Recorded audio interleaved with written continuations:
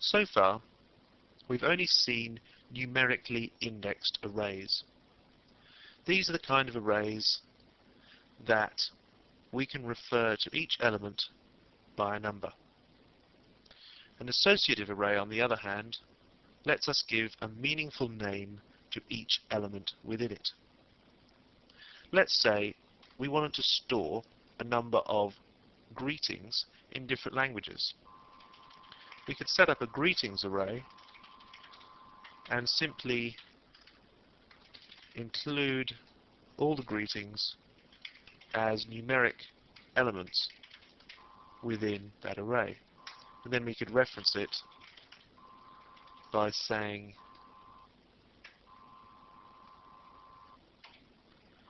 greetings element 1, for instance, which would be the French in this case. However, this is not a very useful way for us to reference such an array, because the numbers 0, 1 and 2 have nothing to do with the content. That is, a greeting in English, a greeting in French, and a greeting in Spanish. It would be a lot better for us to be able to specify the language that we want as the element. Well, there is a way to do that, and it's known as the associative array. How we do that, we simply put in the names that we want to give our elements. Then we use this symbol, looks like a little arrow, and then we put the value. And the names we give our elements are known as keys to separate them, to differentiate them rather, from the values. So in this case, the key is Spanish and the value is dígame. In this case, the key is English and the value is hi there.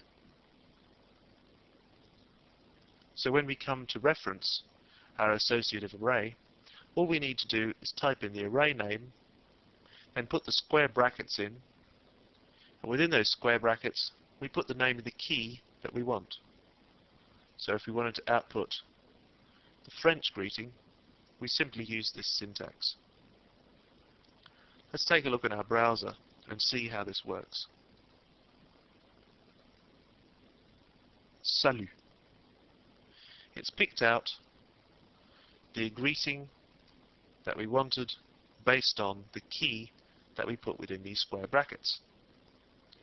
So if you put English or Spanish instead, it would output the response in the appropriate language. So we can see that associative arrays are a much more flexible and meaningful way of naming the elements within an array. And both numerically indexed arrays and associative arrays have their uses, but there are drawbacks and advantages to both. One of the problems with associative arrays is that we can't reference every element within them simply by taking a number, as we did with our numerically indexed array in the last movie, and increasing that number and using that to reference each element within the array. The reason for this is that numbers are not involved within associative arrays. Each element has its own text name, so we can't just use a counter. So how do we do that same thing with an associative array? The answer is there's a special function known as the each function.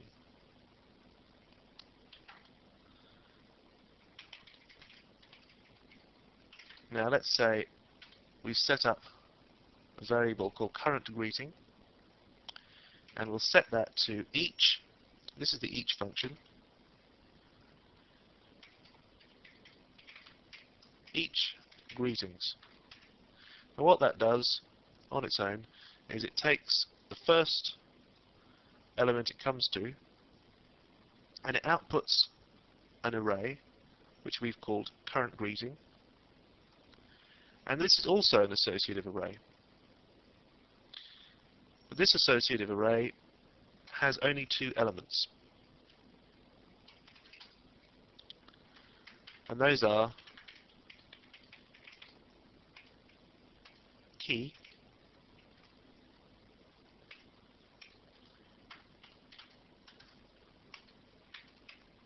and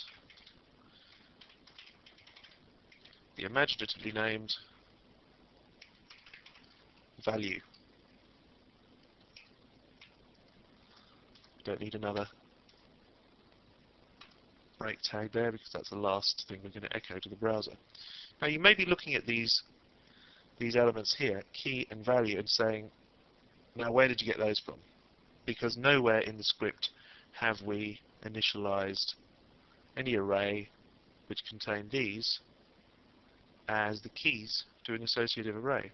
Well, actually we did. How we did that was using the each command, which outputs just such an array as whatever name we gave it. Now by default, this each command will go through the array and check each element of greetings one by one. Because we've only said to do it once, it's only going to get as far as the first element. Let's take a look at our browser, and we're going to refresh that. As we can see, English is output and hi there. Taking a look back at our script, that means it's output key and value. The key being English and the value being hi there. So we can see that this can be quite useful when we come to want to look at every element within our greetings array. How we can do this is by simply making this into a while loop. And we're going to have to put in that other HTML break tag there, because now it's going to happen more than once. And the reason why this while loop will take us through every element is that it's going to carry out this every time, and the first time it's going to look at this element, then it's going to look at French, then it's going to look at Spanish, then it's going to try and look for the next one, and it's not going to find anything. And so it's going to set this current greeting array to empty, nothing, null. And therefore this while will evaluate false, and it will skip to the end of the curly brackets, and this will stop executing. So let's take a look at that in our browser. As we can see, it's output each key and then each value one by one. Now this may seem like quite a complicated way of simply pulling the values out of the array. Well, it is. And unfortunately, with associative arrays, because they're more flexible, we have to do slightly more complicated things to get the data out of them. However, there is another way of doing it, which allows us to give slightly more meaningful names than current greeting key and current greeting value.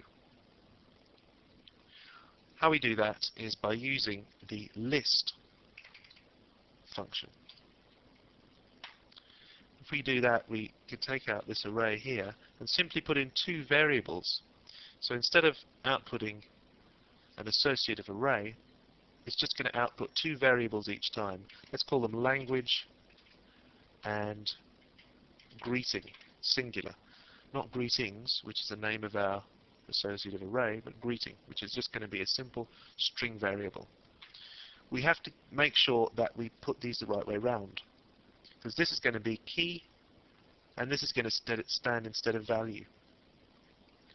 So we can pop in language here and greeting here. So we can see that by using the list function we simplify things quite a lot. The reason I showed you the way without it was so that you could see how the each function actually works and appreciate what it's doing there. So let's turn all of this into something useful. We can say in concatenation operator, then we can put a comma in and a space,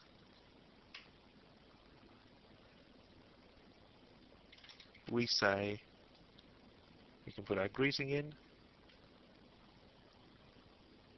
and maybe let's put in some quotes around the greeting. Now it's very important when we're putting anything within our double quotes we don't use other double quotes, or if we do we can escape them using the backslash. We're not going to learn about that yet, we're going to learn about that a little later.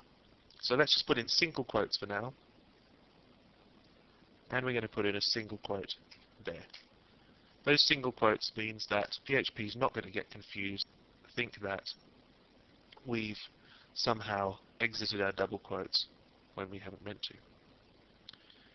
So let's save that. We're going to pop back to the browser and see what that outputs. In English we say hi there. In French we say salut, and so on. So as we can see, using the list and each functions we can reference every key and value within our associative array. I suggest that you take the time to get comfortable with associative arrays and play with making them and using list and each to reference the elements, because that's quite a lot to digest, and you should practice it for yourself before we move on to our next movie.